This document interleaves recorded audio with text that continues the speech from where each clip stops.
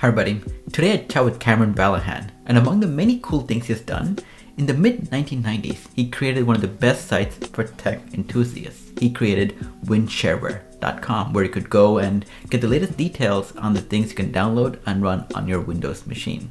Now this chat is a trip down memory lane for those of us who started off with the internet in the 1990s. We talk about classic shareware or nagware, like WinZip and WinRar. We talk about OpenGL and DirectX and how that influenced whether you played Unreal Tournament or whether you played Quake. We talked about the Windows registry, connecting to the internet via dial-up, hunting for drivers, AOL CDs, classic video games like Math Blaster, and a whole lot more. This is going to be a great chat, so invite your friends, get some popcorn, and let's get started. All right, Cameron, it is great to meet you. The funny thing is that you're one of the handful of people that I know in the real world, having met you in person, actually at our day jobs at Google. But hopefully what I want to talk to you about is something that you did decades earlier that I'm also very familiar with, which I only found out recently as well. But before we get there, though, I just want to have you introduce yourself. Tell us who you are. Awesome. Well, thank you for having me, KIRUPA. As you know, I'm Cameron. I am the PM for the Go programming language at Google. I've had a long kind of like unfocused sort of history of jobs before this. Straight out of school, I actually went to law school. I became a lawyer for several years. After that, I worked in high frequency trading. I had a prop trading firm, did a lot of that sort of low latency market making in US equities and building the infrastructure around that. And then I came to Google about 5 years ago, and I've been on the Go team the whole time, but I've been leading product for it for just the past 3 and some years. And yeah, you and I work together, sort of in tangential organizations, working on developer tools generally, which has become kind of my focus in the last several years. So yeah, that's about it. I live in New York City, and I kind of enjoy all things tech, and especially all things that cater to developers. So this is a question I like to ask everyone I meet. How do you get involved in tech? What was your earliest memory where you're like, you know what? I want to make my career about working on computers and doing things that we're doing right now. I wonder if I know. If I think about it, I always had a fondness for space, outer space. And I liked the future. I liked Star Trek. I liked things like that. So the same nerdy kind of things. Then next to them somewhere is technology, or at least it was in say the early 90s or something where not that many people had computers. And so at some point, my dad bought me a computer. I think I was 9 years old, and that's a huge sort of credit to him for doing that. Thinking this could be a useful thing for this kid to play around with. And in those days, he didn't know about screen time or trying to limit my time on this thing, and I just spent all the time on it because it was so interesting to me. I hadn't seen any of this before, and all the games at first, which are super cool, and whatever else. And you just back then, the internet was so small. So when I got that, it was still massive, but not as sort of multifunctional and with all of the variety of options you have today. And I think I found myself in certain little rabbit holes, and next thing I knew, I wanted to learn how to build with computers, or how to build my own computer physically, how to build software, how to whatever. And it all kind of grew from there. And I had no sort of person telling me, no, you can't do that, which I'm grateful to my parents for just letting me sit on my computer all the time. Do you know what computer it was that you first got? Yeah, it was a clone, something we bought from a computer show in Costa Mesa, California. And it was a Pentium 100. And it had 800 megs of hard drive space. I think it had 16 megs of RAM, which was really, I was blowing out all my friends with this configuration. The Pentium was awesome, the RAM was awesome, even though the hard drive space was awesome. And that's about all I remember about it. But it was, it didn't have any specific brand on it. What about you? What was your first computer? It was a 46 DX2, Okay. 50 megahertz. So I mean, it was a 25 megahertz. The DX2 chip made it 50. and it had 8 megabytes of RAM and initially 250 megabytes of storage. Windows So earlier, 3.1 was earlier the than me, first then it sounds. OS that it ran on. I'm trying to think of the brand for it. It wasn't it wasn't like a major brand. It was definitely one of those like beige, unnamed versions of it. I want to say, yeah, actually, I have no idea. I don't want to butcher it completely. The name is a combination of Hewlett Packard and Compaq, but it wasn't either Compaq or Hewlett Packard. So it was definitely going after we want to make it sound like it's like the big brand, but it's actually Yeah, not. the confuse you space. Where you're like, oh, I think I've heard of Exactly. that. Yeah, exactly. No, it was a yeah. What operating system was your computer running on? So it started with like came I think it even came pre-installed with DOS and Windows 3.1 or maybe 3.11 Windows for Oh, Workgroups. networking. Yeah. Yeah, which I never really understood what I didn't know, and I still don't what the difference between them was. But that, and then quickly thereafter, I installed OS2 Warp on it, the third version of OS2, because I thought OS2 was the future of operating system. This Microsoft thing had run its course. DOS is not as good as. Or Windows even is not as good as OS2.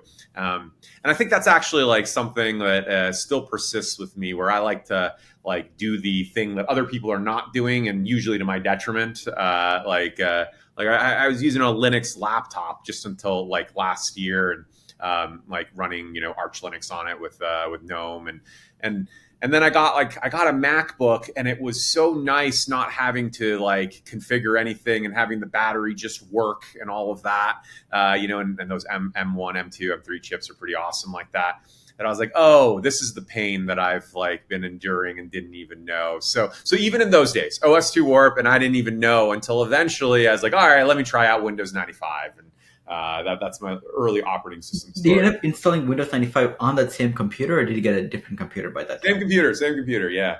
Well, those are fun times, right? Where the drivers probably didn't work. So I had to figure out, like, is it plug and play compatible? I think I vaguely remember that we had to have a separate floppy disk of the Windows 95 drivers separate. So during installation, you had to put it inside and be like, oh, by the way, do you have a disk with the Windows 95 drivers? Yeah. You had to put that in. Or was it Windows 98? I keep forgetting when, but there was a moment where if your drivers weren't there, you had to provide it.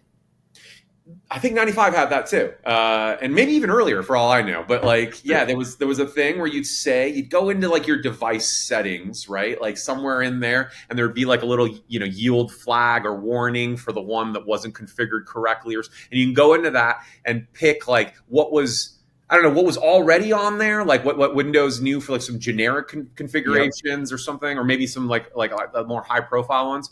And then it was like, no, I have something else, and you could say like pick from insert the floppy now.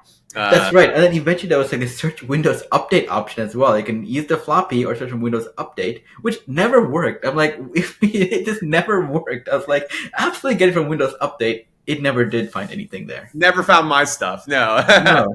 Yeah, no, you're right. I completely forgot about the device manager and the little yellow icon. The display types would always be generic VESA or generic Right. PNP monitor. I'm like, no, the monitor has a brand to it. Not that it mattered back then. There were no colored profiles as far as I can remember it actually adjusting. And you could always set the refresh rate to whatever you wanted, even beyond what your monitor would support. So you always hear that weird buzzing sound of like, you put like, oh, I want to try 75 hertz. Your monitor is going to go about 60, for example. You just hear that flash and then buzzing sound. You're like, yeah, I should probably go back to something else. Yeah, and it was satisfying knowing that it was like, no, this is my monitor that it knows. So like, I know there isn't a question about whether I'm misconfiguring this or not using the right resolutions or something. I don't know. And when you did stick the disc in and it actually went like, oh, success. That was like, whoa, it worked, because like more often than not, it'd go, I can't figure it out, sorry, and you're like, oh no, all Yeah, right. exactly. Like now my audio works now. Before you were like, I have no audio. I can hear like our beeps and boops, but no real sound. And then the drivers get installed and now audio works. Yep. And that reminds me, Sound Blaster. I think I had some creative sound card, That's right. Sound Blaster 16, I think, Yep. Yep. Yep. and then a US Robotics modem that I think was like 14.4. That eventually, when I got like AOL first, and then That's found right. out about other options, those and I can hear the music of the dial up just talking about it. Yeah, and Was that same modem upgradable? So when, like, for example, everyone, because I think back then, right, you basically had to choose a camp. You were either in the US robotics camp, or you were in, what was the other competing standard? Was that by Lucent or someone else? Yeah, I vaguely remember this. I don't know. Yeah, because you always had to check what your ISP supported. Your ISP either supported the US Right. robotics protocol Right. or the protocol from some other vendor. But then V90 came about, which was this unifying standard across both, and it was like a firmware upgrade on your modem for many modems. You could actually upgrade your modem to now support the V90 protocol, and then you had all these. I know the V90 was by Lucent because I remember that was very particular. Okay. But US robotics was 3Com separate from US robotics, or that's a different company at the time, right? I think they merged eventually, right? But I'm not I sure think when. so. Now I have to figure out. I gotta Google this now. Yeah, yeah. US robotics versus 3Com connection. I'm leading the search on, by the way. So 1997.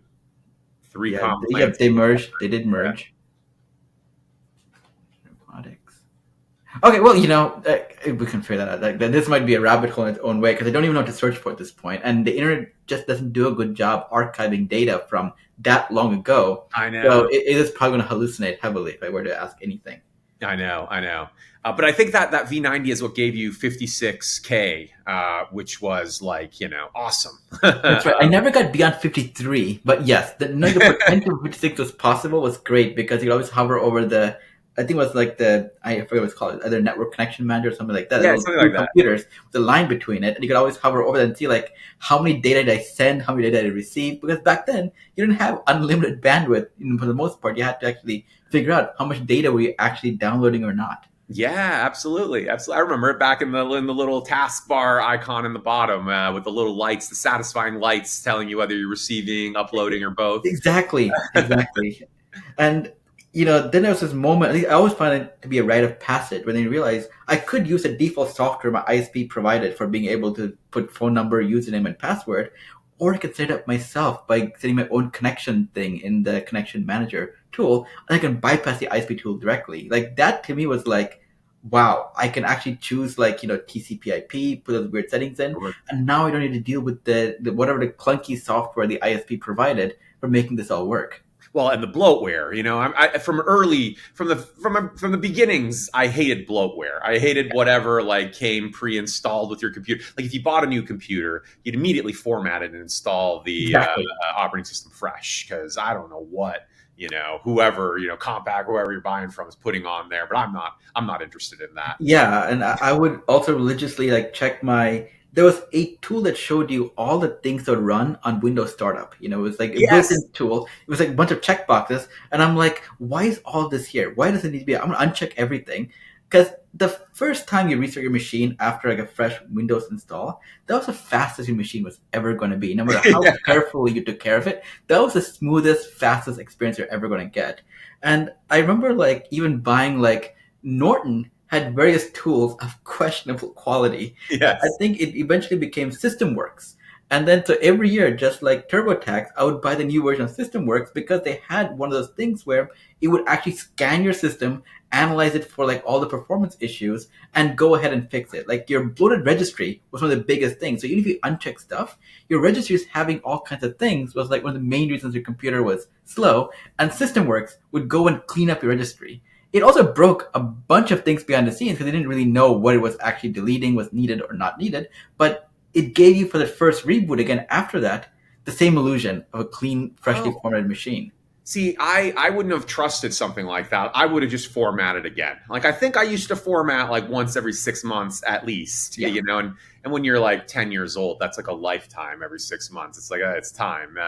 But yeah, like the registry was the one thing I could never figure out how to keep clean because there was you uninstall something and the registry keys remain.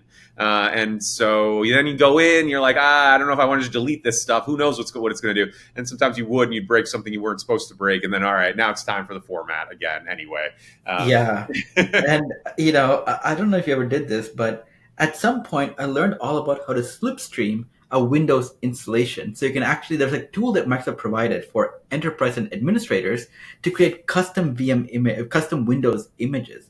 So you download the full ISO and then you say, pre-install it with these drivers and all of that. You put in your own CD in, and then create a custom version of your installation. So that way you could bypass the initial setup for like, oh, it's missing these CD drivers, it's missing all these things, and you could do that. I think it was called the Windows OEM kit.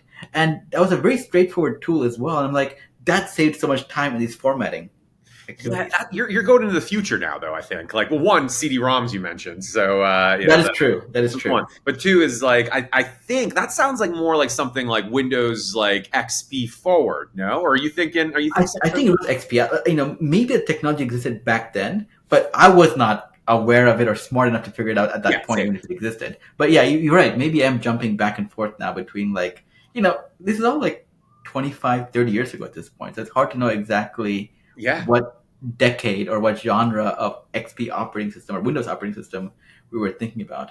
Yeah, it is all sort of merged together. Yeah. I know. But no, I never really got it that streamlined. I remember it always being like a project, but a necessary evil. And then of course there were the unintended sort of data losses that would happen from time to time. And like if you hadn't backed up recently, and of course no one really starts backing up like responsibly. You usually have to get burned at least once before you learn to back up, at least once, and even then.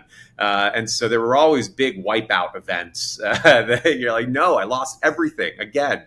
And there was no cloud, like your email was gone, everything was gone. Like, exactly. There was nothing. Yeah, there was no like cloud-based email. Even if you chose IMAP, which no one knew what it was at the time, you always had POP or POP as your option, which meant it just got downloaded to your machine, and that was pretty much it.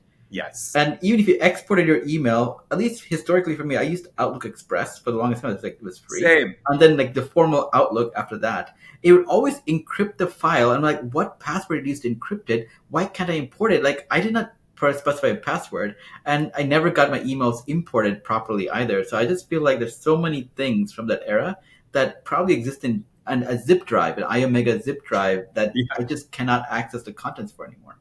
Yeah, I have those things too. I'm not on a zip drive anymore. I think I like took them off some point and have them like in a bucket on my Google Drive that's like, hey, just stuff from whatever. And you probably don't want this or need this, but I also don't feel like deleting it. But maybe one day some AI will open it for me and tell me something interesting about my childhood. I mean, once quantum computing kicks in and all the encryption from back then is trivial for it to crack, I think it's only inevitable before you just like drag and drop all of these files from back then in, and it's like, yeah, give me 5 minutes, I'll decrypt all these WinRAR files and zip files that were, compressed and encrypted and all of that.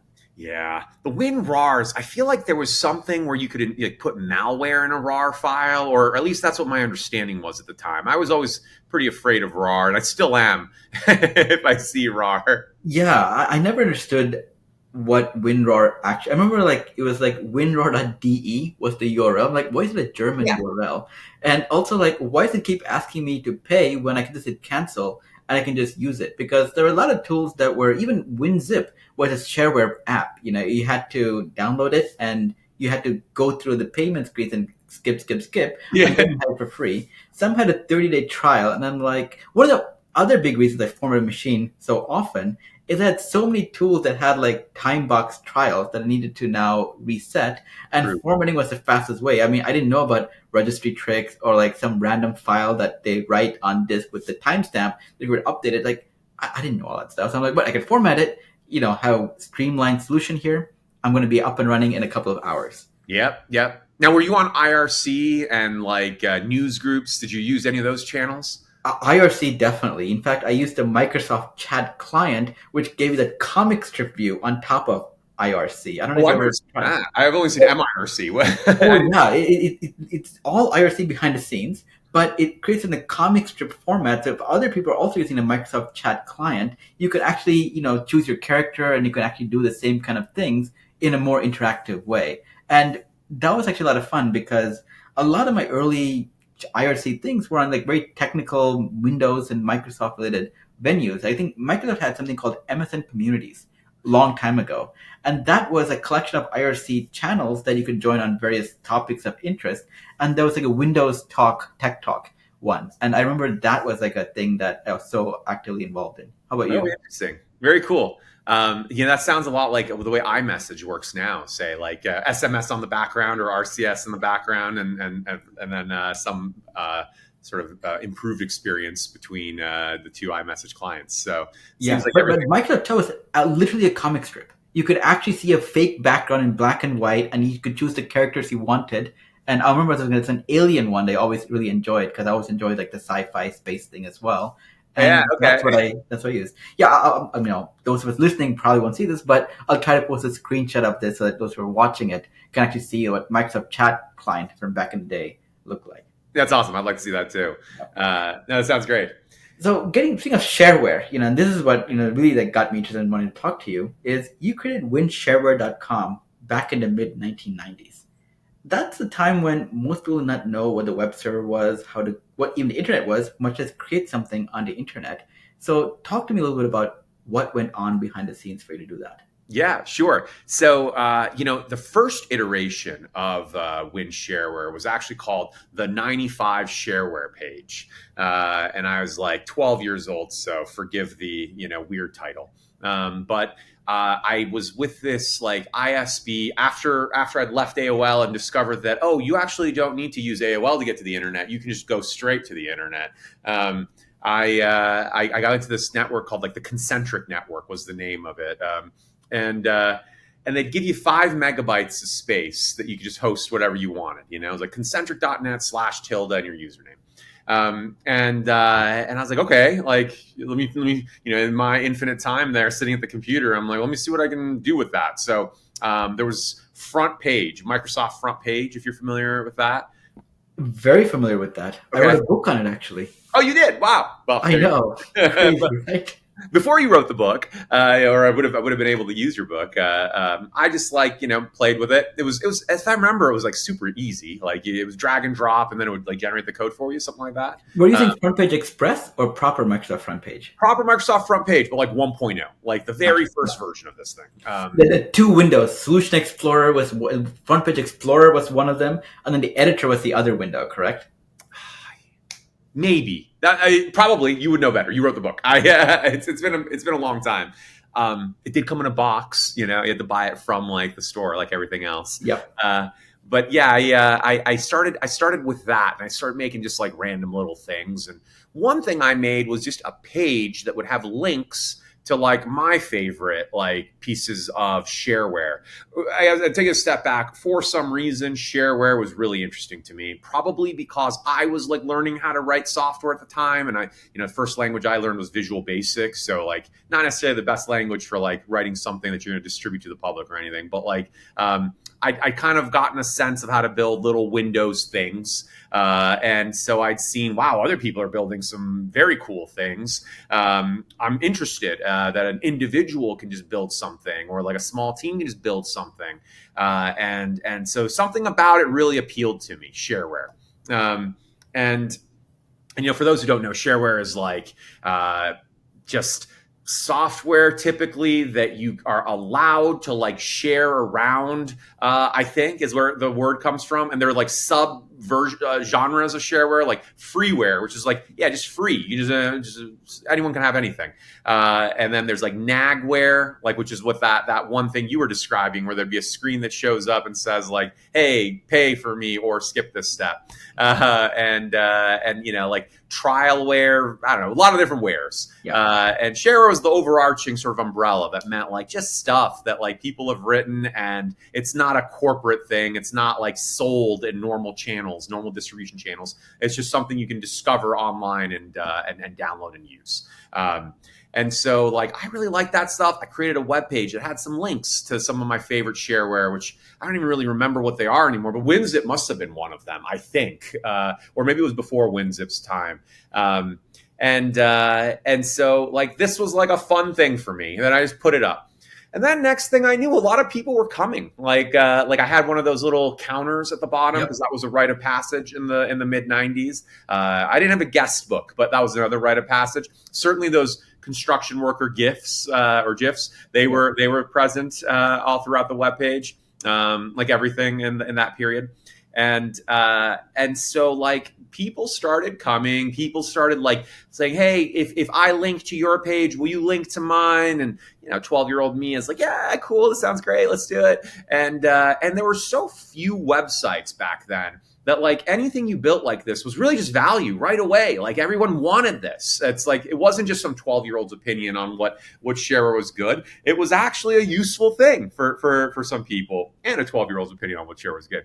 So in the middle of this, I was like, well, maybe we can go a little bit further and start like actually like making it so that we can categorize the different kinds of shareware I think is good, like in productivity tools or like utilities, or I slowly increase the number of categories that you would have.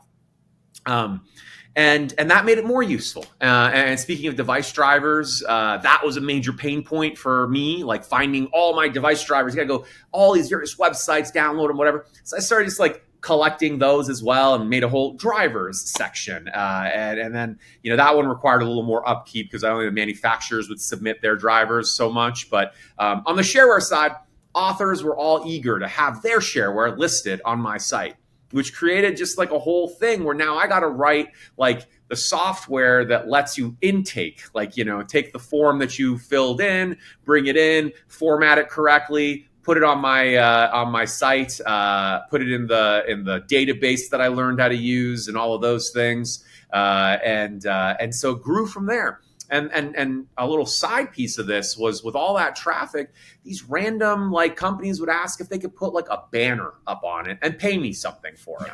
And so that was the beginning of this other angle, which was like, oh, like you can make money doing this. And so I started just doing that. I'm like, oh, sure, yeah. But then like more than one person wanted a banner. So I created a little like Perl script that would go through and like show it, like change which one you saw. And then it turned out that some of these people wanted to know how many people had seen their banner. So I started like tracking that, as part of the script. And sort of there were all these little channels of like projects that I had going on, that included like both like, hey, like let's have social things where I'm linking back to some other page, fostering those relationships, making sure we're all happy with that. We had like the revenue side of this, make sure like, my advertisers are happy with what they're getting, and then improving the tools for them. And then having the authors be able to write or submit their shareware and having it properly placed on the website. And next thing you know, it's like a whole thing. And so then it grew from there, like I got contacted by like some guy who wanted to provide like a more steady stream of advertisers for me, but take a cut of it. So now I no longer have to go sort of say like, I didn't have to deal with the advertisers directly. I just sort of got a middleman in between. And that's sort of the start of that. And what year was all of this happening in? So it started in 1996. And I said it was called the 95 shareware page. We moved it to, or I moved it. I say we as like the royal we. I moved it to shareware95.com because it catered to Windows 95, and in that period of time, I didn't know there would be every year is so long, and who knows. This will work fine. But Windows 98 came out. That's when I realized the name had a problem, and that's when we moved to WinShareware. No, very, very cool. And back then, one thing that reminded me we were talking about all this is that going to a Best Buy or a Circuit City or one of that was a huge and fun experience. You could go to the aisles, you could see all the boxes of all the softwares going on there. And then you would be like, oh, that looks really cool. Like, can my computer run it? No, it can't run it because I'm not running an MMX or whatever the new chip is it needs for all of these things. And those are the things I feel like people today have no recollection of anymore. Like, I don't know anything that I go to a store now. I'm like actually looking forward to checking it out. And maybe I've gotten old now. Like for me, when I go to Home Depot or Lowe's, I'm like, oh, this place is amazing. I like to go through all the aisles. But I felt like for a kid young back in the day, that was the equivalent of it, going to see all the aisles, especially the games aisle, for example, of all the things that were going on there. Yeah, you're right. And then they have like the computers, the newest monitors. Right. It was always a lot better than the thing you had. So I was like, whoa, this is what's next. Awesome. Oh man, that's right. And they always had these like really cool demos of like games they were playing on those machines. And you just like we talked about, whether which camp you're in when it came to your modem for your ISP. Yeah.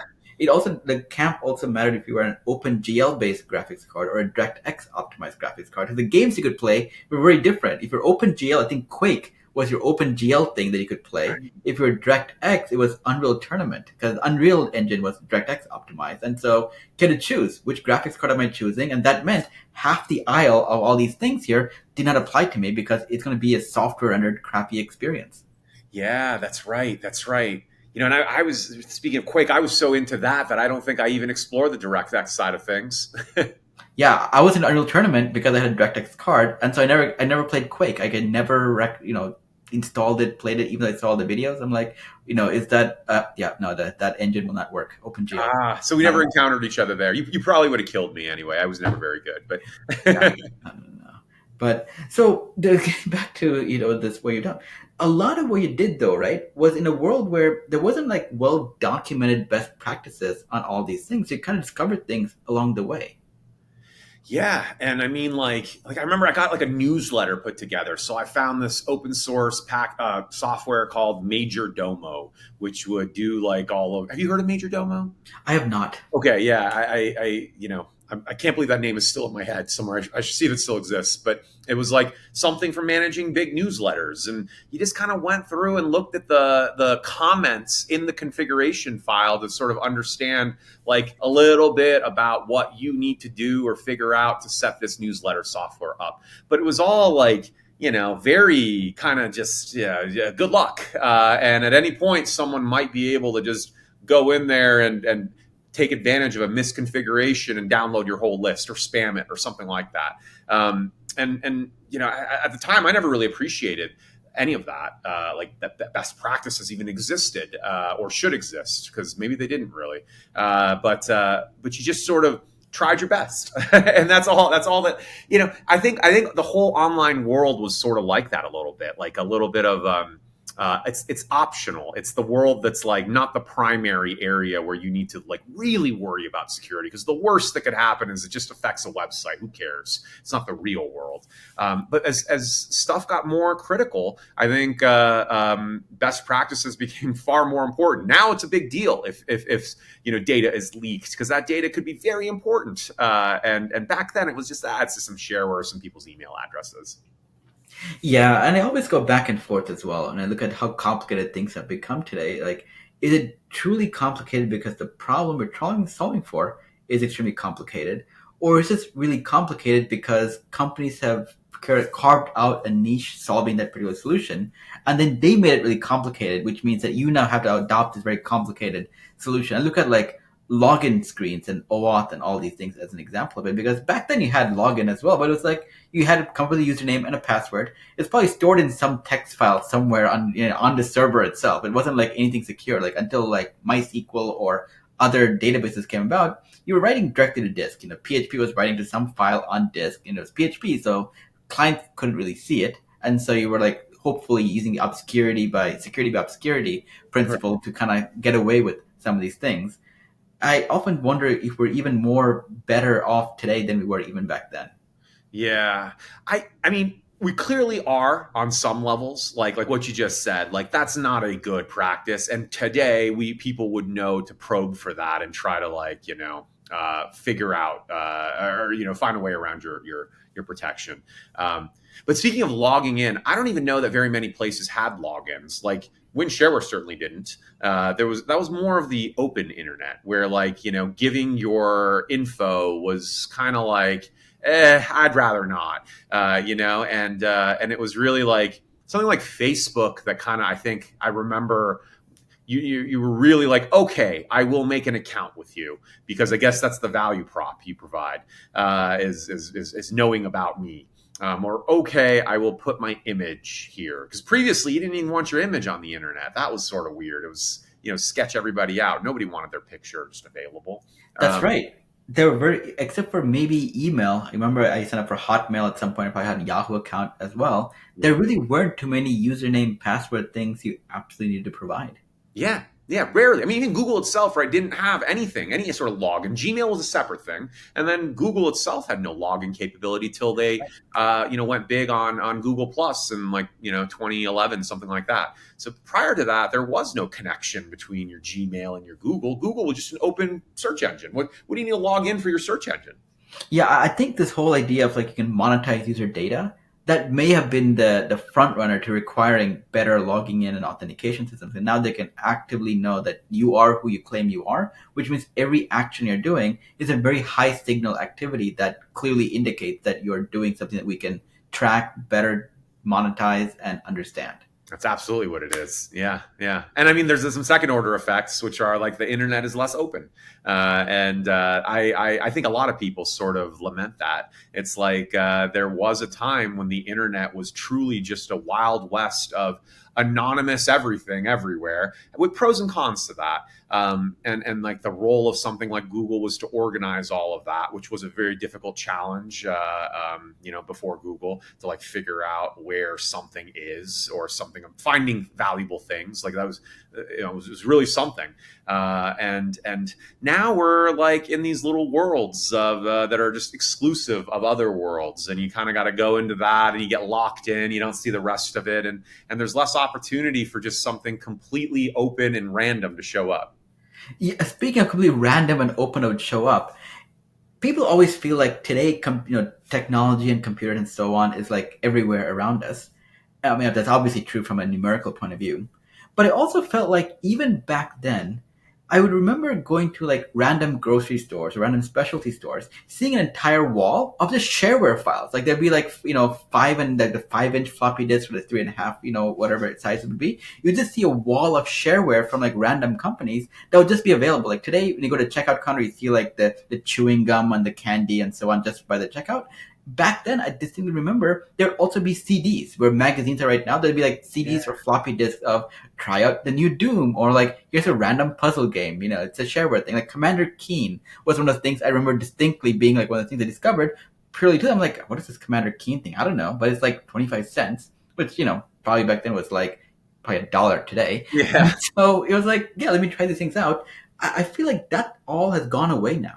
Yeah, isn't that because that's like the transition from the physical world to the online one? Like that was still in the era where like we had a foot in each, and online was truly secondary to the physical real world. And so this is how distribution works in that world. Is it exists in the physical world as well.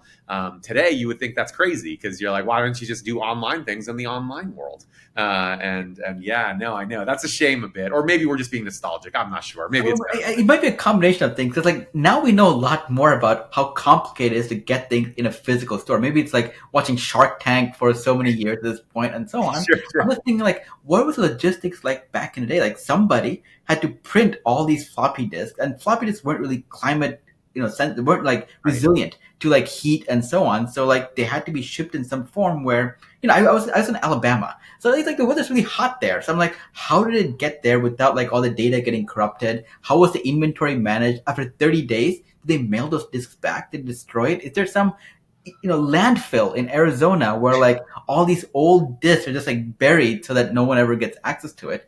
So many questions always come up where I'm like, if I knew then what I knew now, there are many things I'd be asking questions about on what is the viability of it. Like, do stores make money from this? Like, how much can you possibly make in like selling 50-cent, 25-cent discs? What was the incentive for them to even take up shelf space when they could have put National Geographic or magazines and so on? So many things. Even today, it keeps me up at night. And then the joke is those AOL CDs, right? Which all of us had hundreds, and I guess it was probably worth it to them, or they got enough signups. There was probably like, hey, this market is quickly converging. Everyone is getting the internet fast. Let's just send everyone many CDs. That's right. I forgot about that. Yeah, everyone had them as like coasters and other things. You just had more than you knew what to do with the AOL startup, and it started like 20 hours free or 200 hours free, unlimited free, and that there was a lot of that, wasn't there? There was. Did you ever subscribe to any computer magazines? Yes, I was actually PC Magazine was my favorite. I thought that was the more rigorous one. There was also PC World, which I liked. Right. I thought that was maybe less rigorous. And actually, Shareware 95 was featured in, well, not featured, feature's a strong word. It was listed as one of the best websites to go to in one of PC Magazine's like issues sometime in like 1997 or 1998. It won for like the best place to find your device drivers. So that was the one category for that. But in any case, I loved PC Magazine. I'd go to like Crown Books or Barnes and Noble and just sit there and read the magazine for free. And I could, it was like there was nothing that compared to it online that could give you all the info you would get in this physical magazine. So it was really a treat. Agreed. And if you look at the state of, I don't know if these magazines even exist today.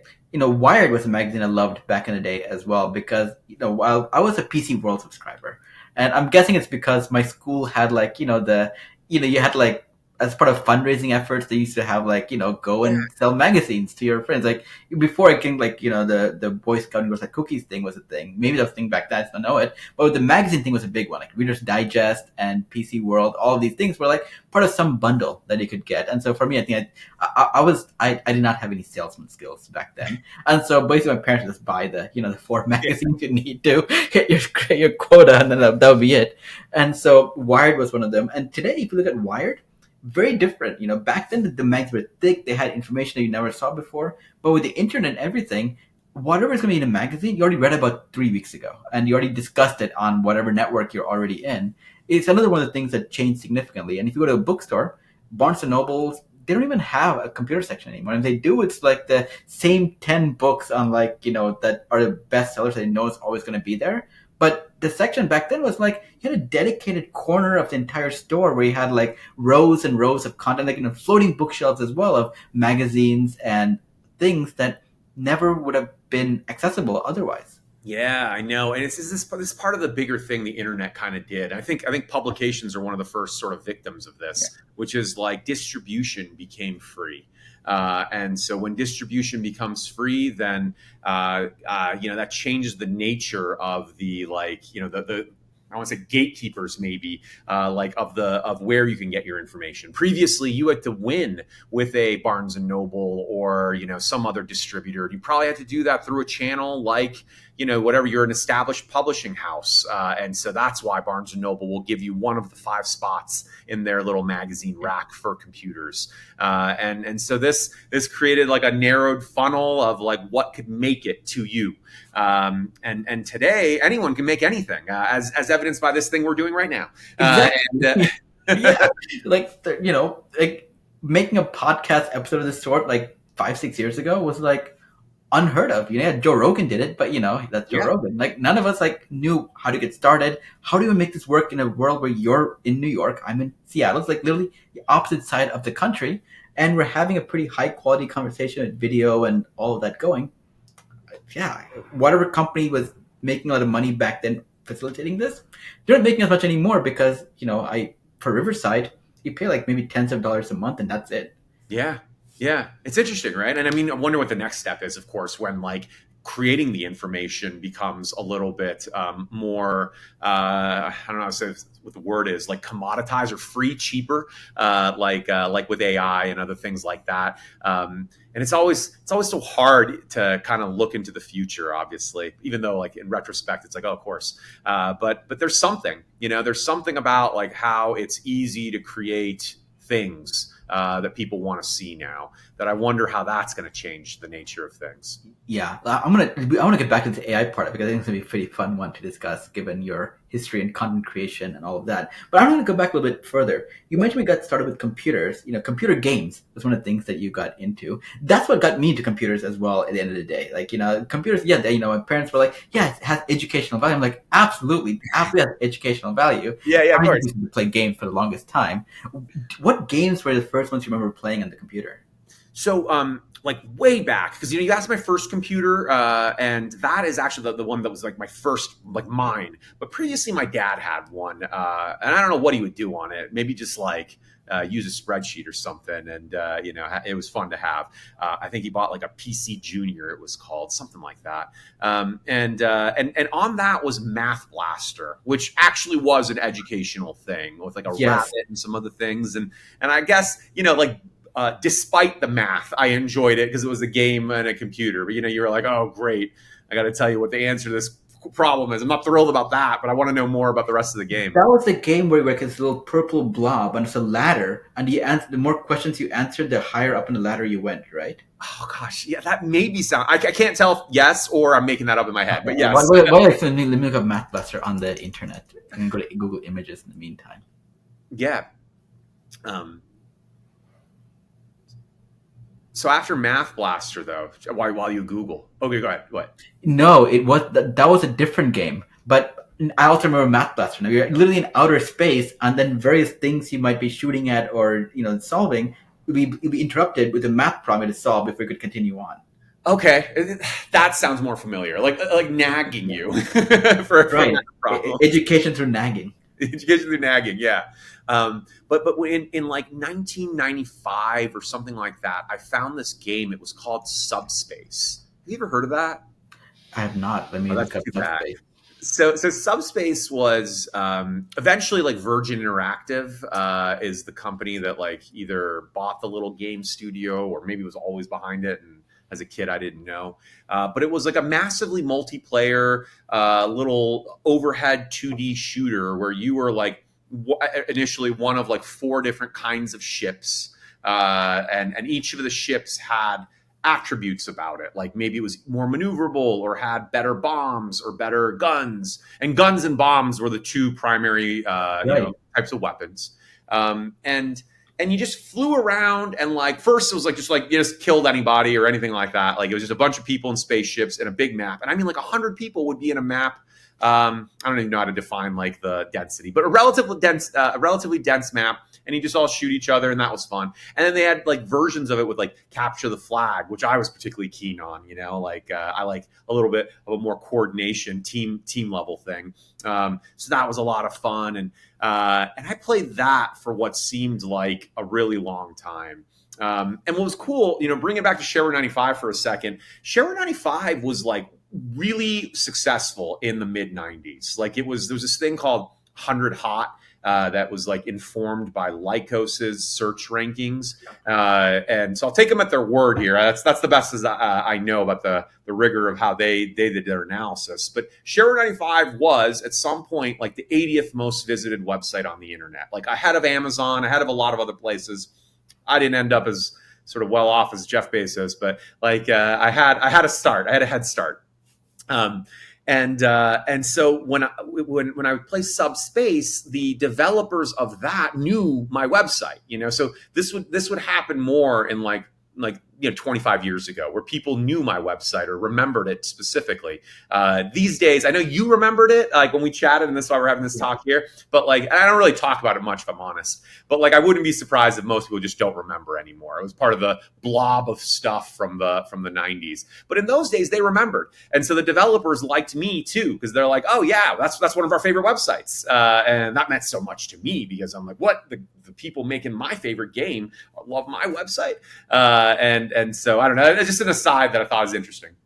No, for me, I now know the other reason why I formatted my machine so frequently. That was I love video games. I love graphics cards, and that was like the thing that I really always was fascinated by. And I also like the benchmarking thing that they had back in the day on graphics cards. There was a company called FutureMark, and they made a tool called I think it was Mad Onion's FutureMark. I forget the name of the exact thing, but it would run all these various 3D, heavy duty, simulations and give you a score at the end of it. Okay. And that score would be published. And along with that score would be like your computer specs and like your username and so on. And it was always a mini competition to see who can have the highest score on this benchmark on a regular basis. And the way you did that was you often installed custom drivers from like, I had an NVIDIA graphics card at the time, and I actually had it for a long time. I was like an NVIDIA, fanboy when it came to graphics cards. And so you had to install custom drivers, and these drivers were optimized for most of the benchmark. They were terrible with everything else, but that's okay though. And, and you did that. And also, once you install that, your machine would pretty much become unusable after some point, after enough like of those hacked beta drivers. And so I had to format as well for it. So part of my routine almost every day was to like visit a handful of websites, one of which was, of course, winshareware.com. Then it was windrivers.net. and then it was NeoWin. So between those three, or there's probably a handful of other ones that were also in that mix, but we know between those four or five, I had a good idea of like what can I install on my computer today that would destabilize everything, requiring me to do a complete format. Ah, And so that's why when I saw that you created this on LinkedIn a long time, not long time, like a couple of months ago, I'm like, dude, I totally use this stuff all the time. And you had a very unique design as well. So what inspired? You were the designer as well, I'm assuming. yeah, yeah, yeah. So what inspired you? Because you created what was essentially a version of like the Windows UI, like icons and the Windows and all of that, in a browser page. Yeah, that's what it was. That's what inspired me. Basically, I've always been very bad with like visual creativity. Never really quite could figure out how to draw anything, or just feels like a personal sense of like insecurity as anything UX design. And this was like when I was younger and still had a little bit of like, maybe I can do this. I tried, and I basically just tried to make it feel like, yeah, this is so Windows centric that like, let's come explore my file system here, or my application drawer or whatever. So what you got on WinShareware or Shareware 95 before it was basically like, yeah, like a window that looked just like Windows looked in Windows 95. And inside were a bunch of icons. I used this software called Map This, which was like by some guy named like Matt something or another, who had like a bunch of cool little tools that he published for developers to use. And Map This exclamation point. Map This exclamation point. That was it lets you create like a little map on top of the on top of like a JPEG or something, where you'd have like different links to different places. If you clicked in different places on the JPEG, which was a huge, thing at that point. No JavaScript really to speak of, other than like the classic image map in HTML. That's right. FrontPage provided that, by the way. Oh, did it? Well, maybe not in 1.0. And by the way, I moved on from FrontPage at some point, and I just used Notepad, I think, for a very long time. Oh, wow. That was, HTML wasn't really that complicated yet. There wasn't much you could do. JavaScript was like so rudimentary. You didn't really do much with that either. I don't think CSS had really come around yet. No, but they were back in the day. Actually, you could write in JavaScript or in VB script, so you could actually type in your script tag and specify VB script.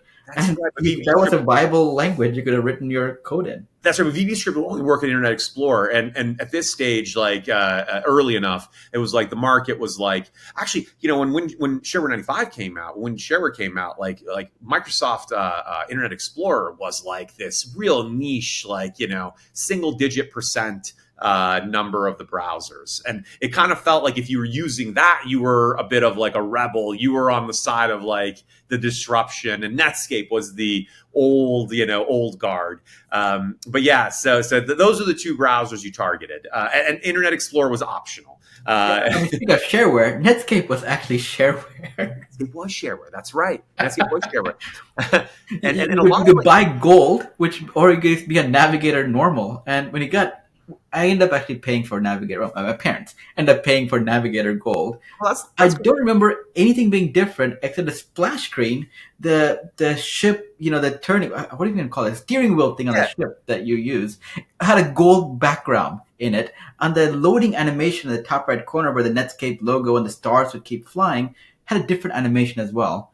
I could not tell any difference between what I got from the gold version of it versus the free version. I think that's right. If I remember correctly, maybe Gold came with like a suite of like email tools and things like that. But I might be off here. And you were just using Outlook Express anyway, and you didn't care. So. Because I didn't know how to export my email.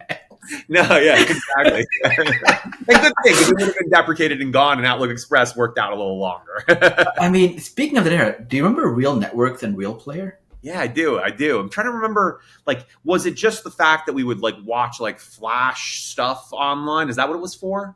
No, I think Real was for videos. Videos, like any video you want to watch, they often had, like, a Real Network link that you need to be clicking on and playing. Right. So it wasn't interactive like Flash would give you. It wasn't interactive, no, because in Flash you had both Shockwave, which was the macromedia director one you create, which is Right. like had 3D, had hardware acceleration, had all of that. And then you had Flash, which was more of the lightweight one where the plugin was like less than a megabyte in size, and so people can install it very quickly. And that's what made it really popular compared to Shockwave. But real networks, I remember the only time I ever ended up needing it was back then. Yahoo had something called Launch, and that's where they put music videos up on the internet. And these were like a handful of them that the major labels allow you to publish or whatever, and you could only view them in the real player. And so you had to have real player to view embedded videos from back in the Interesting. day. So now, do you remember when YouTube first, like before Google bought YouTube? Do you remember what it was in? Was it in Flash? The It was in YouTube Flash, player? yeah. Okay, yeah. So at some point, like video playing in Flash was also a thing at some point. It became the thing because distribution that Flash had. Because I Right. think Flash was a universal runtime that transcended what browser you were on. It didn't matter if you're on Netscape Navigator, Communicator, Internet Explorer, or Firefox, or whatever it was at the time, or Opera, and all of these things. If you built for Flash, you were guaranteed to have it work on all of these machines. And so that was a de facto thing. What Yeah. Flash didn't have was encryption. So Silverlight came about, and then Netflix was on Silverlight for a very long time because it supported encryption. Okay, I didn't realize anyone used Silverlight. Interesting. I thought Silverlight was always just the Microsoft competitor that didn't pick up. But okay, good to know that Netflix used it. Yeah, I was at Microsoft working on Okay. Silverlight runtime and tooling for it. So yeah, I agree. Yeah, It had an uphill battle. yeah. I never really got over it, but yeah, no, that all sounds right. And then HTML5 is what kind of like did Flash in, and that was the end of Flash. I'd say Steve Jobs actually did Flash in. Yeah, Not that's right. That's right. like that's That's something right. that HTML5 absolutely. I'd say even today we still haven't gotten to what Flash was able to do back then because there was the creation part of it, like how you actually end up creating content for the internet. And Flash was a perfect tool in many ways for that because you think visually, you represent it visually, like in a graphics editor, and you publish in one click, and you had it working exactly the same way. Today, we don't actually have any tool that can do any of that, but it's not entirely, of course, Apple and Steve Jobs because Flash just had difficulty running on mobile devices in a performant way because you already had a resource constrained environment, and now you needed more abstraction on top of that, which is also pretty heavily, resource intensive. And so even on Android devices for the longest time, Flash just, if they had opportunity to be really good there, they had difficulty. Yeah, I mean, I can't say that I mourn Flash, but I do remember Steve Jobs just like not supporting Flash on the iPhone, which was maybe the death now. Yeah, that was definitely that now. Like that essentially made it because the audience for Flash was very creative people, and creative people were almost exclusively on at the time early adopters for the iPhone and so on. right. And so if you can't personally use the thing that you're building for, even if the market is great, you just weren't wired in a way to like. It's a classic enterprise versus consumer mindset. Sure. I wasn't going to be building something that I couldn't personally use myself because I was going to be focusing more of a consumer, and I'm customer number zero, which is the rebellious nature, I think, of a lot of us from back in that era. Yeah, that's right. That's right. And just all content creators and companies and everybody sort of recognized that this mobile shift was happening and that like, you could sort of see like n number of years in the future, this is going to take a huge share of my traffic. So I might as well future proof myself now. Yeah. And so at some point, you decided to shut down Windows, WinShareware.com. What was the story behind that? Yeah, so not shut it down, but there was a company. It was called eFront that was creating sort of this one-stop shop for very like a bunch of different kinds of like landing. It was supposed to be the landing page for a bunch of different things.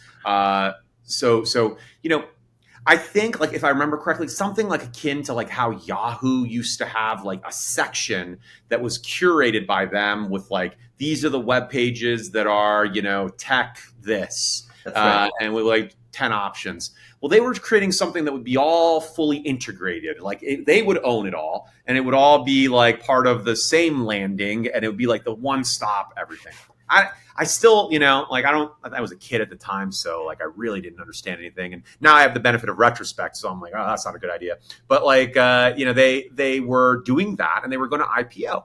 And so as part of that, they were going to pay me like a boatload of money to just be part of this, but relinquish the website. Like it would be part of their thing now. And so that like, sounded good to me. And now in retrospect, I'm thinking about it a little bit. I think it's just like anybody could IPO, or everybody was trying to find a way to IPO whatever they could at the time. And if it was a like connected to tech kind of like a use case, you had a good chance of doing well.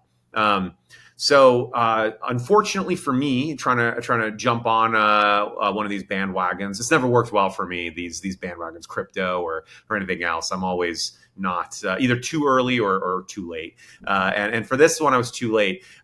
We consummated the transaction, and then they were supposed to IPO in like April 2000.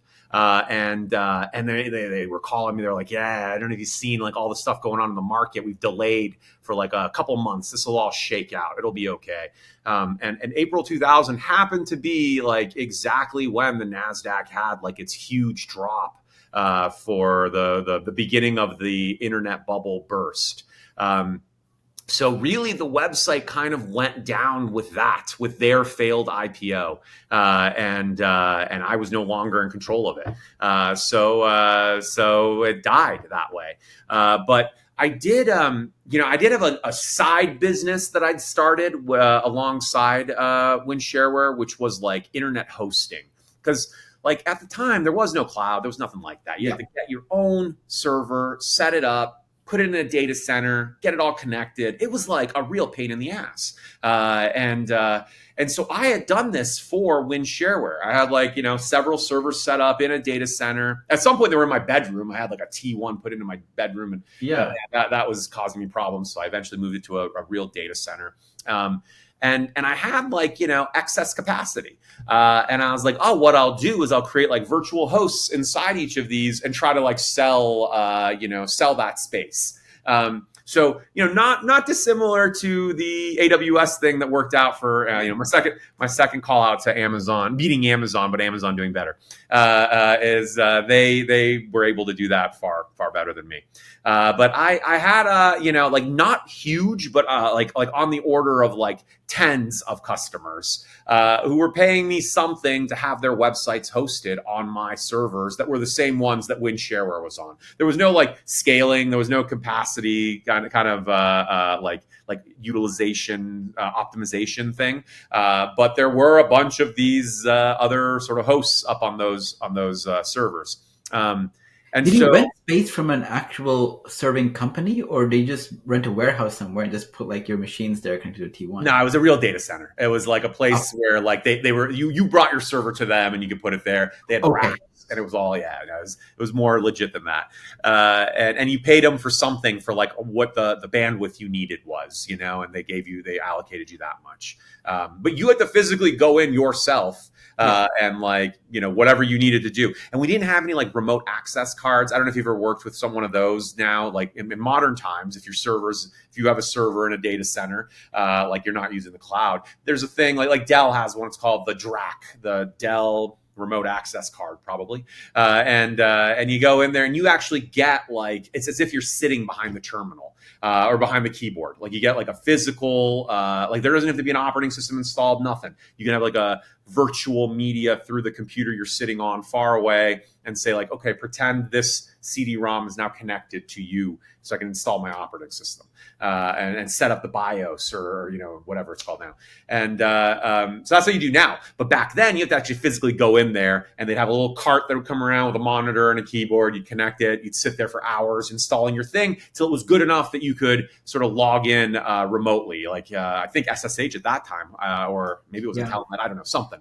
PuTTY, P-U capital PuTTY, P, PuTTY's the client, but yeah.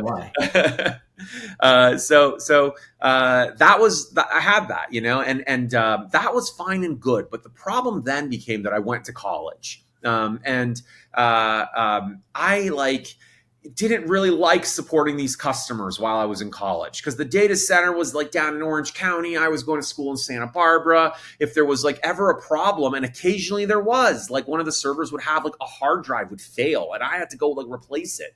And I hated that. So I think I was just young in those days, and I didn't like realize like, hey, this is actually a cool thing you have going on. Try to build it. It's not that big of a deal, or find other solutions.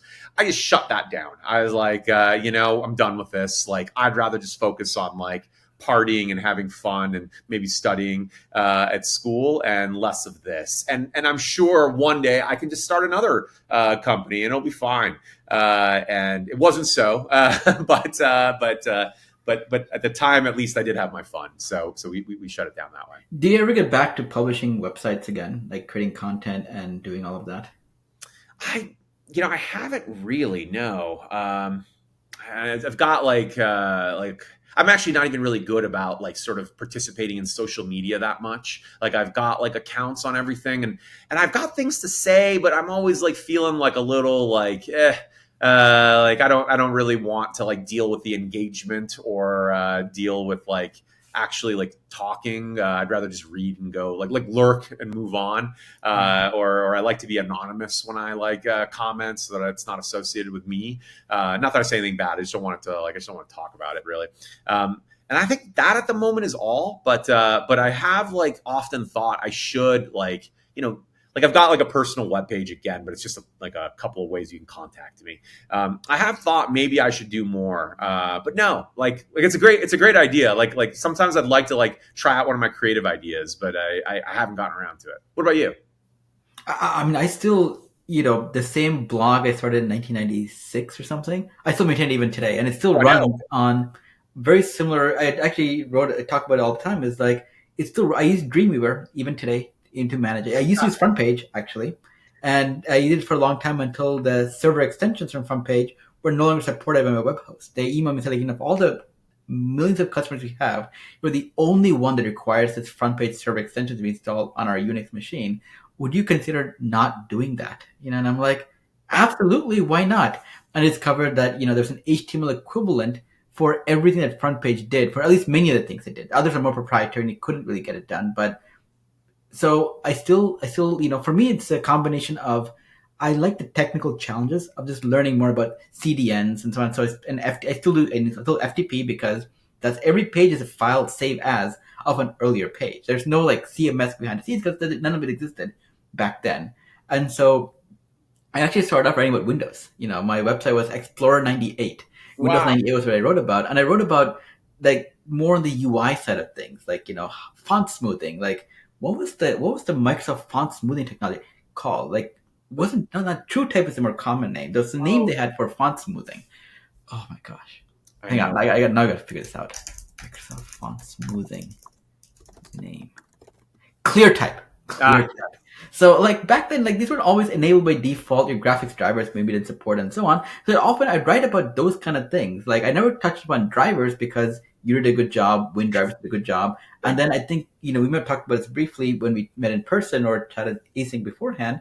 There were two companies that created things that scanned your machine and would tell you if there were better drivers out there. Right. One was something called Catch Up by Manageable Software. You install this device, it scans your entire machine, and then it gives you a web page saying like, you have these 18 devices whose drivers are now out of date. You can go download them from here. Then there was something called updates.com, which was an ActiveX control. So it ran in the browser itself. No need to download something until your machine, but it would catch different things than what Catch-Up would do. And so I'd run that in parallel. And that got bought by Ziff Davis. And then once it got bought, it died out. And then eventually Manageable Software also like died out as well. And so I'm like, wait, why isn't anyone writing about Windows drivers in a way that, just automatically takes care of it for you? And, so I briefly explored, going down that path where I tried like build my own, scan your driver and make this all work and so on. But then I pivoted to Flash, actually, of all things. Like actually, I wrote about, and that's what actually made me really popular back in the day was Flash. And I also was like creating community forums around it because I couldn't support emails one-on-one. So like we could have forum for it around that. And so that's what really got me into programming, design, and that whole intersection of it, which got me to dev tools and design tools, which is, what I'm still enjoying working on all this time. But I still blog, I still keep up with that area because for me, because I work with developers exclusively, knowing how they work and so on is like pretty important. And if I write about it, it helps me remember and recall and think through things more. And it also connects with interesting people. Like, there's almost a world where even if you and I did not meet in person at Google and so on, we'd have probably connected because I'm like, oh, I remember WinShare. Well, let me just like reach out and talk to you about this. many situations I've been in have often been where people were like, "Oh yeah, I read this article about yours on this, or you wrote about this. Can we talk more?" And then that became like a professional friendship that's lasted like decades, and it happens so often. So for me, like that's the bigger motivation now. Like back then, I just enjoyed it because I was like had free time. I'm gonna write. I'm gonna do all these things.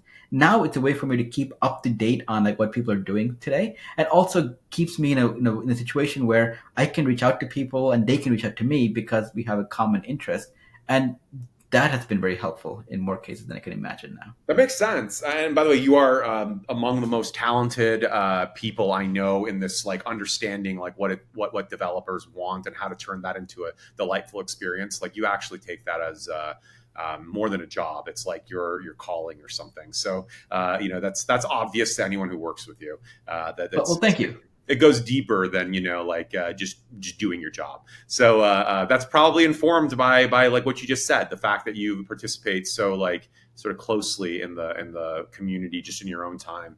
But what would be fun is like coming up with like little projects from time to time that don't involve necessarily writing. I know you're not that you're writing. Your writing's fantastic. I'm a fan of all your work. But like just stuff that's like I don't even know, like just fun little projects that do something. I feel like I've not thought long enough about something like that, and that's what gives me so much satisfaction is like standing something up real quick that does something fun, simple, and whatever else. And I've only done that for myself here and there, and nothing that I could like share with the outside world. So I should probably try to do that. I mean, with AI, I said we'd come back to it at some point. With AI, that's become easier now. The barrier for being able to try something out without investing too much time in both like creating the idea, learning about it, and so on, has lowered the bar greatly on being able to just try things out, discard it, try something new. Yeah, there's a thing with that, which I think I have to get over, and I think others are getting over it, which is when you like just like have AI create it. It chooses things that you wouldn't choose. It chooses designs you would. It chooses a language you wouldn't choose. I happen to think Go might be a better language, and it chooses say Yeah. TypeScript, and so like getting like past that and saying like, look, if this is not like I don't actually have to understand everything about how this thing works, and I don't have to sort of approve of the way this was created. As it's a double-edged sword, because on the one hand, once you start building something more complicated and whatever else, well, I can imagine that becoming like a trickier problem for you, especially if you start to move into something like real or like enterprise or even beyond.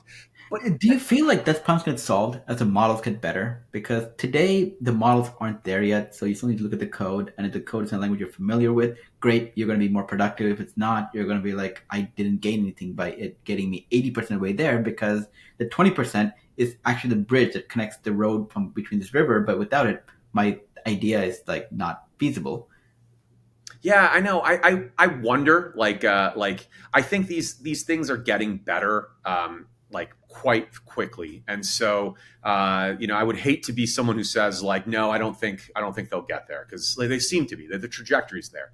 Um, I could see anything from like, well, actually, so to answer your question, yeah, I think we'll get to the point where you can generate the code in a way that's better and can be used in an enterprise, reliable type of context. Like those needs are there now, and people will fill those needs. I hope Go fills some of those needs. I hope Google does, and I hope, but the whole, sort of, there's a whole industry sprouting up to fill those needs, and I think a lot of it's a question of the developer experience, like ensuring that the developer is involved in just the right places that maximize his or her productivity, and enable them to be able to use those tools in a way that doesn't sort of like offend some other thing like security or the other enterprise thoughts. But I think the role of the developer is kind of like elevating a little bit. Like it's like there still is a need for a human being to decide what they're going to build and how that looks on the sort of system level, on the design level.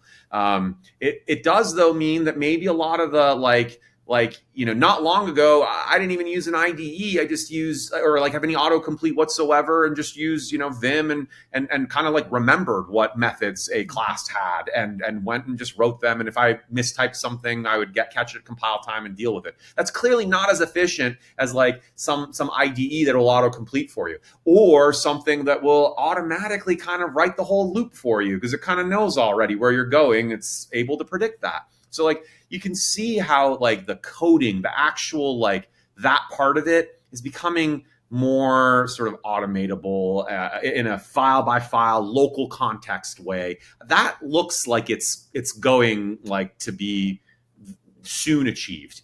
But that higher, like, what do I need to actually build here? Like, what does this piece of the system need to do, and how does it communicate with something else in this system? That seems to still be the world of an engineer. But maybe that'll go away too. But there's another higher level above that then, which I could see emerging. But then, I take that to its logical conclusion, which is like maybe eventually the AI can do all that too. But I think at that point, and it's hard to predict now because you're looking into like such a different future there. At that point, there's so much that's different about all kinds of like sort of knowledge work that I wonder, like, it's easy to anchor on the scary parts. Not that you were asking in a scary context. It's just I think all of us have a little bit of an existential crisis here, wondering what. Where did our craft go? Kind of like I actually liked writing code on that I like writing a loop. It kind of satisfies me a little bit. I like having that knowledge of all the little things my program does, and I even sort of like some of the things we call toil. I didn't necessarily mind it. But I can see how like it does ultimately like lead to more productivity for companies not to have their devs doing that, to have them thinking a little higher up. And I wonder then if we get to that point where like none of this is necessary, what it all looks like. And part of me is very afraid, and part of me is like, nah, it always works out. So like something will work out, or maybe it won't, and we'll have to figure that out. So. Not your question, but there's a little bit of a digression there where No, it's like it's very valid because, clearly, from our chat right now, probably anyone listening or watching right now, is that we both got started in a time in tech where it was just exciting. There's a lot of unknown territory and we could try things out, figure things out. And it was exciting every day waking up and trying new things and doing that and doing stuff.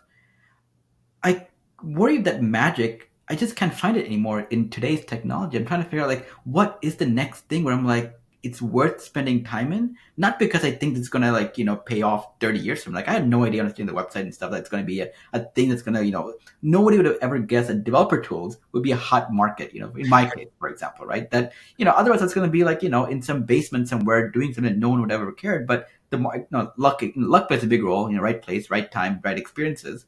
I'm trying to see like for the next generation of people like you and me, someone who's like, in like, 10, 11, 12, 13 years old, getting started in tech today, what is that equivalent of it? Because I have a daughter, she's 7 years old, and she, if she gets into tech, for example, it's great. But I'm like, what is that equivalent thing that kind of sparked an interest in us that led us to go through all of this to do what we're doing today? What does that world going to look like? Is there even that world for that audience? Like, is tech even a thing that as someone at this age, younger, would have a path in for the next 20, 30 years? Yeah, I don't have an answer at all for that. I wonder. Like it's one of these times where I'm like, wow, I really can't tell. Like I don't know, and that's frightening a little bit. But then I always think like I think all of these cycles always frighten people, and you always think maybe this one is different, but this time I kind of wonder if this one really is different. I do believe it because I feel like you and I've been through 30 years of this cycle where back then it was never a case where if you learned a lot about networking, you're going to be you're going to keep yourself safe. If you learn about graphics, you learn about programming, every single thing that you and I did back then, it feels like was one where if we took any siloed part of that in, went deep in it, made your entire career out of it, you'd have still been very successful in any one of those dimensions because not any of those skills was one where it wasn't really valued. Yeah. Whereas today, I find very few of what we did back then that is even needed today. Like, you don't need to do this. Like, if you want to build a website today, you go to Squarespace or Wix or Canva or whatever, click a few things, you publish. You probably have something that's far better than anything that you and I would probably create manually in Notepad or FrontPage or Dreamweaver or anything like that. It's kind of like, yeah, you did this because you have tribal knowledge in it, you did it for your own satisfaction, but from an end output point of view, probably not a good ROI. Like, if you had started today, you and I probably would not start blogging or writing websites and so on. But I'm like, why? Why would we ever do something like this when it's going to be no chance of success, even if you can imagine it? So I do think it's very different. I just don't know how to navigate this outside. Like, okay, maybe is it robotics? Is it robotics the thing you're going to be doing? But then you look at about AI and robotics being like something that, you can build something that's good enough, but to truly make it great, you can't do it yourself. You need to have a team, you need to have all this staffing and funding. Whereas in both our cases, we were able to build something on the internet that was good enough and probably even better than what many other people did. In your case, you were one of the most popular websites on the internet. It was just mostly just you, and you're able to do that. I think that ship has sailed, I feel like, for technology right now. I think it's very hard for any one person to create something that is truly sustainable because there's always the ceiling, and it's going to be far greater than what you can do on your own. Well, I mean, actually, I would say maybe the argument is that now, I mean, you've been hearing about like the concept of like a single person unicorn, the potential for that. So maybe it's not even, it's like it's changed. It's like possible now for even one individual or a small team to actually create something very useful using AI as like a facilitator. But I wonder if the window for that is not very long. If this is like just a kind of the wake of that separation in time between like the old way of doing things, the new way of doing things that's brought about because of the new tools we have, namely AI, and we're just in that very beginning phase now where people are finding ways of taking the new things and applying it to the old regime. So it's really, yeah. I think when I heard about Wix, I think bought a one person live startup for, I think it's called Base 44 or something. Yep, And yep. yeah, they just bought it. It was like 6 months old. One person created it, and then Wix bought it for like, I think, tens of millions, maybe 80 million or something. I think 80 million. Yeah, that's incredible. Like that's incredible that something like that can happen in 6 months. So something, maybe it's a sign of like, what is the word that like Alan Greenspan used in the late 90s? Irrational exuberance. Maybe it's that. Yeah. But I don't know. I think maybe it's actually just like a change of things. I wonder what people thought like during the Industrial Revolution, or like those who like had a similar conversation back then. Like, and I also wonder, you hear like all of these tech leaders and titans talk about how AI is the most important thing that's happened in our lifetimes. And I find that so hard to believe because the internet happened in our lifetimes. And that was like, I mean, that's hard to beat. That was a whole thing. It laid the groundwork for the mobile and cloud and other revolutions that happened after that. And are they really saying that this one's bigger? And initially I was like, well, they all have to say that. Like you can't, if you're, the CEO of Microsoft and you hear that the CEO of Google is saying something, you got to say it too. You can't, if you don't, you're not a visionary. But now as we get like further along, I'm like, oh, okay, maybe they were like not wrong, or maybe it wasn't all bluster. And so I don't know. I don't know what to think about any of it. And it's definitely got like a lot of risk and a lot of potential. And it does look different. Now, on a side little thing there, I also wonder, like your daughter's 7 years old. I'm thinking like if you're in college right now, you could have AI kind of like listen to the lecture and take notes for you. You can have it like quiz you. You can have it sort of write your essay for you as a first draft at least, and you could work from there. And like, that is in and of itself at first glance pretty frightening because I think the capability of being able to take notes, listen to someone and take notes might get kind of like a little bit hurt from this because in college you and I probably just like took notes all the time, and it becomes a skill is listening and taking notes. And if you're always assisted with that, maybe you're not as good at that, and you're not able to think the same way. Maybe I'm just guessing because this is the way I think it's very true. I know this goes back to the same thing as like every generation says the same thing that as things got easier and better, that people's ability to think and conclude to a logical destination is going to get more tricky. I think when Google first came out, people were like, you can just search for whatever on the internet very quickly. That's going to completely defeat the purpose of like you learning how to research, go to a library, looking at footnotes and so on. I'm like, probably true. I probably don't have those skills at all. Right. But I never felt like I missed out a whole lot on not being able to do, or maybe I did. This is one of the things where like I don't know what I don't know. But I do think with AI giving you high quality output with very minimal input, where you don't really play a role anymore in actually having your brain build the connections and the pathways to go from here's the statement, here's the leap I'm making, here's the logical conclusion to make an argument and so on. It does feel like we're missing something here. You're not better off. Your output would be great, but how it got there wasn't very great either. And I do think it's different in that with the Industrial Revolution, it was always called creative destruction in some way. Yeah. That okay, you're working on something really cool, but now it's no longer needed. But what we're going to be doing though is going to be hopefully less strenuous. Maybe you don't need to be hovering over a furnace for like 8-10 hours a day and in these very difficult conditions. You now can do something different, like white collar work and so on. Whereas I feel like with AI, I don't see what the next step is going to be because, when the most common thing is like, oh, maybe it's just AGI, like everyone just gets a general income from AI and they don't really do anything.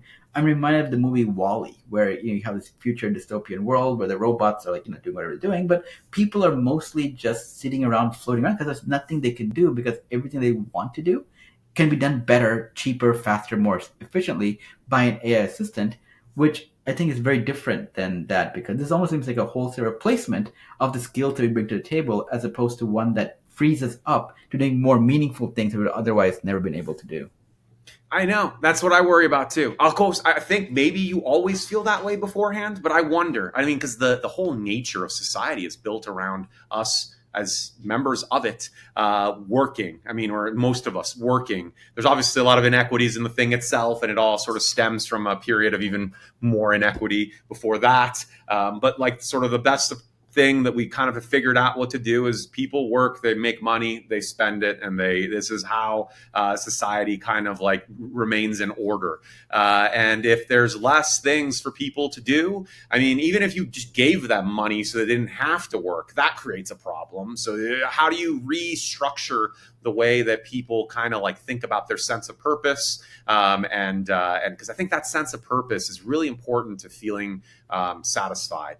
Like feeling like you're doing something that matters to you, and unfortunately for most people, it's just surviving, right? Like it's like just being able to make enough so they can survive, and that is like the purpose, and so their children can sort of hopefully do better or something like that. But that at least there is a sense of purpose, I mean, that there is a silver lining in that. But without even that, well, one, the transition there, I don't know how that happens because it's not like society is particularly accommodating to these big changes. Like they usually require like breaking points. But even beyond that, like I don't know what it looks like beyond that. I wonder if there is an AGI, like you would think that means that like the singularity and things like that, where the AGI is actually able to make itself better and in this crazy speeding up loop forward would mean insane things like everything that's physically possible to do should shortly thereafter be possible for us to do. And then, I don't know what that opens up. Like maybe there's all sorts of new challenges and cool things that humans can do. And it all just speeds up so much that we, the simple-minded people of this period of time are like, well, what are you going to do if you don't have something to do at your desk anymore? Something like that. Well, on that note, Cameron, I think it's like the perfect place for us to, end our conversation here. But it was great chatting with you, and it was just great reminiscing about all the things that we did back in the day that probably only two other people on the internet probably who are watching this probably are like, I can relate to that. I remember doing these things, So we were bike shedding, but that was the purpose of it. I wanted to bike shed about stuff from back then that you probably couldn't talk to anyone else about either. Like I definitely can't talk about that to anyone except you're probably the first one I've spoken to ever, actually. Where I can like, yeah, you did that. You were there. You did that. So I had a blast. We had a good time as well, and we'll catch up on other venues soon. Yeah, and just a shout out to those two people who could sort of relate to that discussion. We all are in that same cohort of people who appreciate that, and I'll just say thank you for bringing me on today, KIRUPA. It was a real honor, and I'm really glad you asked. You're truly one of my favorite people to work with, and I'm really grateful for what you do here and in your blog and all those things. It's great work. Cool. All right. Bye, Cameron.